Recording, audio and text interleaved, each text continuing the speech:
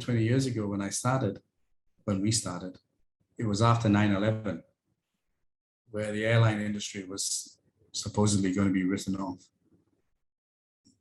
Now we're starting the digital business after COVID. I say after because we are coming to an end to it.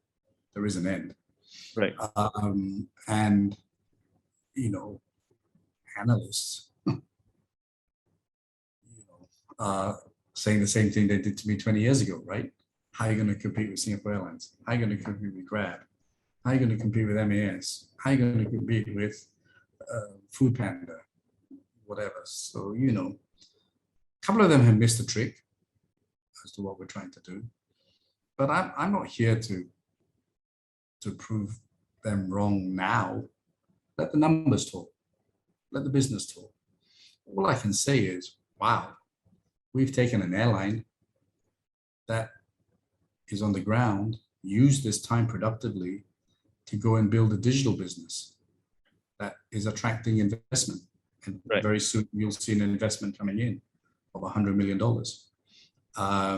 from a very top-class investor. Gojek are not idiots to take 5% of a share in AirAsia. Super app. And so let the numbers talk. Let the results talk. You will have to go up against in Southeast Asia a space that it is getting kind of crowded in terms of. And the airline space wasn't crowded? Right.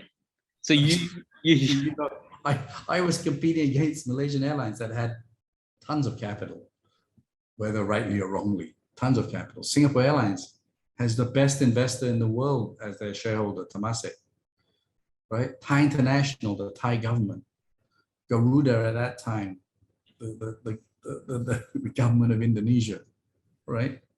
But we did all right. Is it going to be in the world, even in America with Amazon's huge dominance?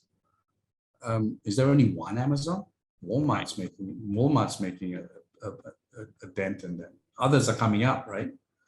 There's Etsy, there's loads of products out there. There's even Facebook is so dominant and Google is so dominant, but there's Amazon, there's lots, right? This isn't a zero-sum game. We're going to have our own customers. And we have an ecosystem that's different from Grab, different from Gojek. The interest also lies in what's to come. For example, you've spoken about possible SPAC listing. There's a lot of interest in SPAC listings now with what Grab has done.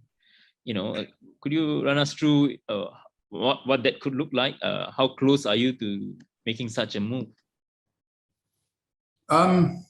Yeah, we're virgins in this, right?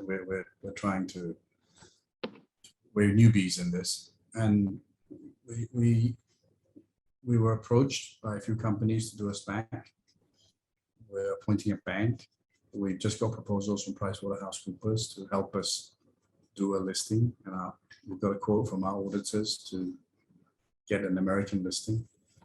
So, do we raise capital first, then a SPAC? Do we do a SPAC straight away? That's for the board to decide. And my job is just to put a lot of options in front. We don't need a lot of capital to really grow. We're different from the others. We need about $300 million, and I think that'd be it.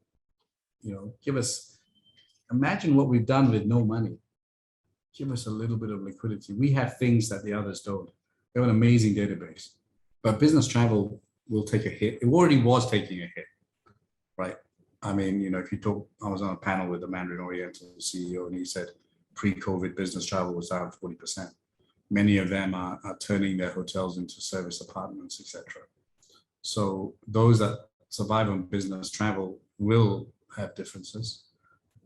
Conventions will take a while to get back to where they were, the MICE market, but we'll get back.